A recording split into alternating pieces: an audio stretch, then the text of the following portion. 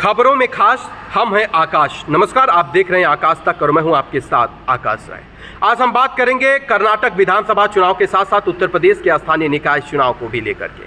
कर्नाटक में बजरंगबली और बजरंग दल को लेकर के खूब राजनीति हो रही है, खूब राजनीतिक समीकरण सेट किए जा रहे हैं। कर्नाटक का चुनाव बहुत ही दिलचस्प है और 2024 के लिहाजे से देखा जाए तो बहुत अहम माना जा रहा है। कर्नाटक चुनाव में प्रचार प्रसार करने के लिए भारत के यशस्वी प्रधानमंत्री नरेंद्र मोदी वहां पर पहुंचे थे। उन्होंने बजरंग बली को प्रणाम किया और उनकी मूर्ति उनकी सभा में देखने को मिली। जहां पर कांग्रेस पार्टी यह दावा करी है कि अगर उनकी सरकार आती है तो बजरंग दल को बैन कर देंगे, वहीं पर भारतीय जनता पार्टी बजरंग दल और बजरंग बली के नाम पर खूब सियासी समीकरण सेट कर रही है। इस चुनाव में बजरंग बली इस चुनाव के हिस्सा बन गए हैं और उनके नाम पर जमकर राजनीति हो रही है और उनके नाम का जमकर इस्तेमाल किया जा रहा है। अब ऐसे में ये देखना बड़ा दिलचस्प होगा कि क्या यहाँ पर कांग्रेस अपेक्षित सफलता हासिल कर पाती है, क्योंकि कांग्रेस पार्टी पूरी ताकत के साथ इस बार चुनावी मैदान में है।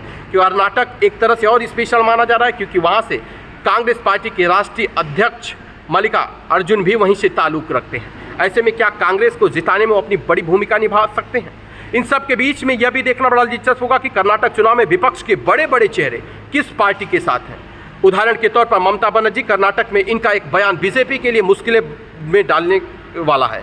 यह बयान ममता का कर्नाटक चुनाव में अगर बीजेपी का पतन होता है तो यह हमारे लिए खुशी होगी, यह बयान है ममता बनर्जी का। वहीं पर उत्तर प्रदेश के पूर्व मुख्यमंत्री और समाजवादी पार्टी के राष्ट्रीय अध्यक्ष अखिलेश यादव भी कर्नाटक चुनाव में पहुंचे हुए हैं और साथ ही साथ बहन कुमारी मायावती भी वहां पर चुनाव प्रचार में पूरा दम भर रही हैं। लेकिन देखा जाए कि ये दो बड़े नाम जो कि उत्तर प्रदेश की सियासत में बड़ा कद और पद रखते हैं, ये लोग स्थानीय निकाय छोड़ करके विधानसभा चुनाव में क्यों लगे हुए हैं? देखा जाए तो अखिलेश यादव को गुजरात में एक सीट पर जीत मिली थी, क्या वो अपनी पार्टी को राष्ट्रीय पार्टी बनाने में लगे हुए हैं? और मायावती जी क्या चाहती हैं? लोगों की निगाहें 2024 पर टिकी हुई हैं। उसके पहले विपक्ष किसके लिए कर्नाटक में प्रचार प्रसार कर रहा है? एक तरफ से देखा जाए अप्रत्यक्ष रूप से तो ममता बनर्जी तो कांग्रेस के लिए कह सकते हैं या जेडीएस के लिए वोट मांग सकती हैं, लेकिन समाजवादी पार्टी और बहुजन समाजवादी पार्टी किसके लिए?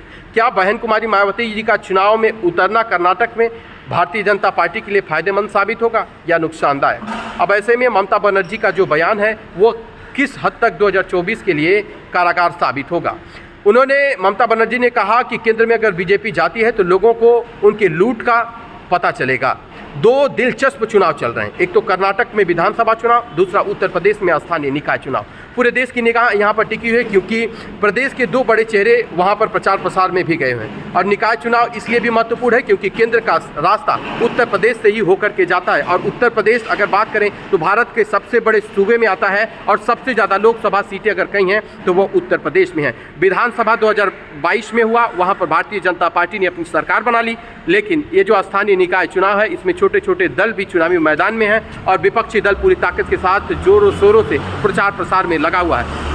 ऐसे में एक अखिलेश यादव का और मायावती जी का कर्नाटक में जाकर प्रचार प्रसार करना क्या उत्तर प्रदेश में उनके पार्टी के लिए नुकसानदायक हो सकता है या लाभदायक हो सकता है? लोगों की निगाहें इस पर टिकी हुई हैं। ममता बनर्जी जिस तरह से बयानबाजी कर रही हैं, ये 2024 में क्या विपक्ष को एकजुट कर पाएंगी? क्योंकि विपक्ष बिखरा हुआ है, विपक्ष को एकजुट कर पाना आसान नहीं है क्योंकि सबकी मंशा अलग अलग है और सब लोग राजनीति में अपना कद और पद बड़ा ही चाहते हैं। ऐसे में उत्तर प्रदेश की सियासत और कर्नाटक की सियासत 2024 के बहुत हद तक रास्ते तय करेगी। किसकी सरकार उत्तर प्रदेश में बनती है, कर्नाटक में बनती है और उत्तर प्रदेश में कौन ज़्यादा बहुमत लाता है स्थानीय निकाय चुनाव में, यह भी देखना बड़ा दिलचस्प होगा। 2024 को लेकर के भारतीय जनता पार्टी के साथ कांग्रेस पार्टी भी पूरी ताकत के साथ चुनावी मैदान में है।